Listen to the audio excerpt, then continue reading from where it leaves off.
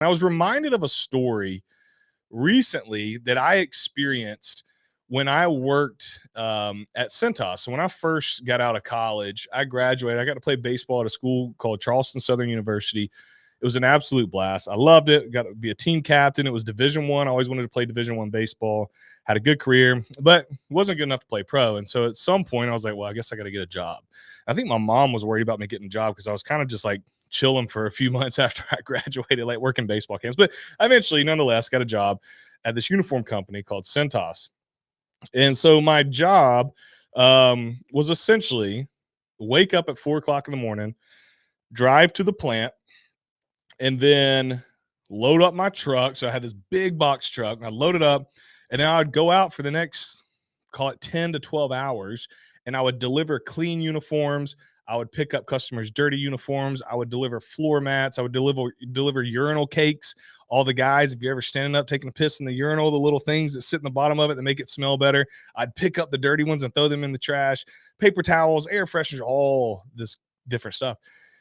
And so it was a lot of work. It was great for somebody coming out of college like myself who loves the routine, was disciplined, learned how business worked, got to, understand a lot about business. But there was one day, and you have to remember at this time I was 22 years old.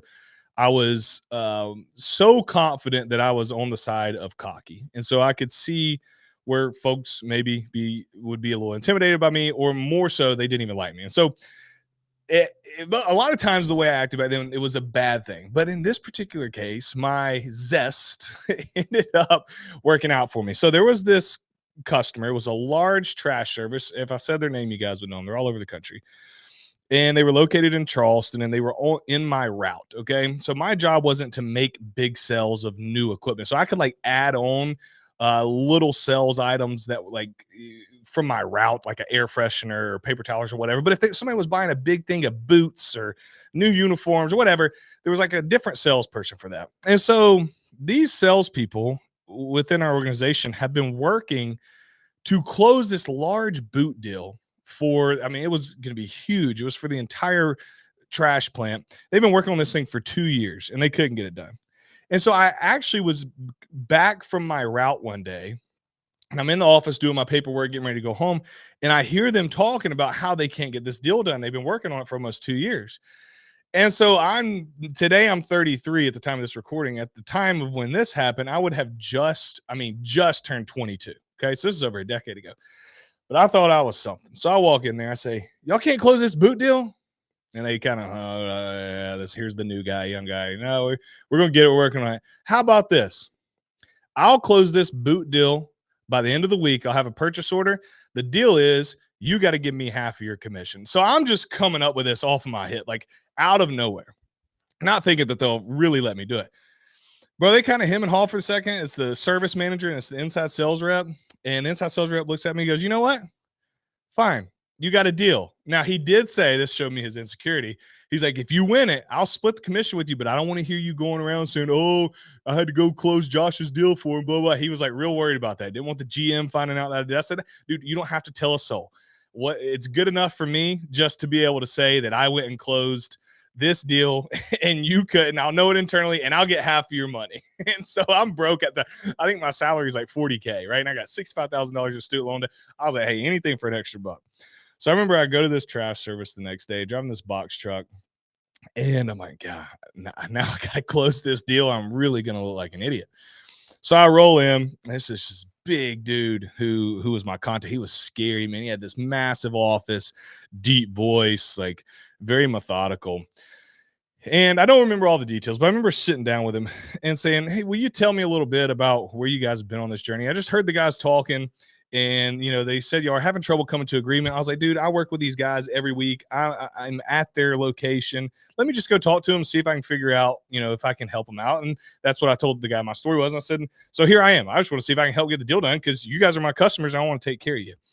And he said, blah, blah, blah, the price, and they were off. He's like, it's too expensive. We're not wanting to pay this amount. We can look at other companies and they're giving us this discount and we're going to be able to get for this amount.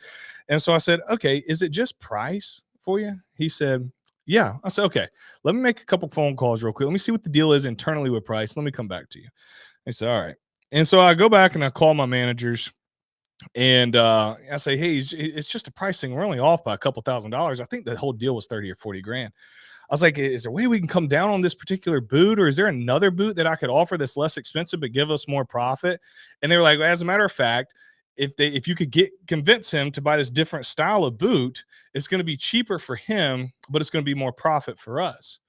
And so I'm like, okay, well, let me go shoot my shot. And so I walk back into this guy's office. I said, here's the deal, man. I talked with him. It's just the margins on us trying to come down anymore on the boot that y'all been talking about. It's impossible. But there's another boot right here. It's just as good, or I didn't say it like that. That's not the way you want to say it. Excel. But I started explaining to him what the boot was. I'm like, bro, you're going to be able to save whatever the cost was, like $100 per boot. And we're talking hundreds of people. And I could see his head spinning. He said, what's the best you can do for me? Like, is that the best you can do? I said, well, let me make some phone calls again. So I go out again. I'm like, I feel like a used car salesman. Let me talk to my manager. I had no idea what I'm doing. 22 years old. And so I call him. I'm like, hey, he's trying to beat me up on price. So they're like, okay, we can go to what X amount discount on the different boot that you've got him convinced on and still have a better profit. You can go to this amount. I said, okay. Before I went back in, the best thing I did is I called my uncle. So my uncle at the time, it was a pastor. He's still a pastor to this day. But back in the day, before he was a pastor, he was a top sales rep, actually in a uniform company. I said, all right, Scott, dude, what do I do here? Like, I told him what's at stake. I was like, these guys can't get the deal done. If I get it done, I get half their commission. I really could use half their commission. I've convinced this guy to change boots. Now he's beat me up on price some more. My manager told me I can go down a little bit in price. What do I do? Scott said, all right, here's what you do. You take a piece of paper, right? Get a piece of paper and you write down where you started. Show the cost of what that first boot was. Then under that, see, show him, okay, but we switched to this boot. So already we're going to save you X amount. So you started here. Now you're already saving him a huge amount by switching boots. Then say, plus, I just went back and fought for you, dude. I'm not even supposed to be on this thing. I just want to take care of my customer. I went back and fought for you, and we got an additional amount off. So we started here. We're down here, now here, when you're saving whatever the number was, $3,000. Scott said, do that, and then slide it over to him and say, can we get the deal done today? And then don't say a word. That's what Scott told me to do. Be quiet. He said, now, a couple of things are going to happen. He's either going to take it, which is not likely, and say, hey, let's go ahead and do the deal right now. Or he's going to say, all right, let me run it up the chain and see if I can get the deal done. Now, here's the key, and you got to be very, very, very careful with how you do this. When he says, or if he says, I need to take this to my superior and get clearance for it, I want you to press against his ego a little bit and act shocked that he isn't the decision maker, because you've told me that he's this big, bad, tough guy. He tries to act scary, but now he's having to go ask somebody else. What it'll do is it'll make him want to get the deal done more because you're pushing against his perceived authority. And I'm like, bro, dude, I'm 22 years old. You really think this is going to work? Like, the dude's not going to come across the desk and just punch me in the face. He's like, no, just do it. Just do it strategically. Don't be a jerk. I said, okay.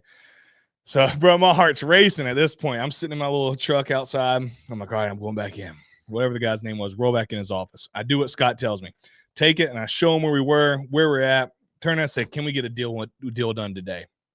And he does exactly like Scott anticipated. He picks it and said, all right, I appreciate what you've done for us, Jaron. Let me run this up the chain, take this to my boss, and see if I can get it done. And just immediately, I blurted out because I couldn't contain myself because I was waiting for this moment. I said, boss, boss, you got to take this to your boss. It was kind of like Allen Iverson with his practice. We're talking about practice. I was like, I said, boss, bro, whatever his name was. I was like, I thought you were the boss this whole time. I was like, I thought I was talking to the guy who could sign the paper and make the decision. Oh, I can't. I am the boss. I just got to go get finance to sign off on it. You'll get a PO in the next day or two. I don't have to get it approved. I'll get it done.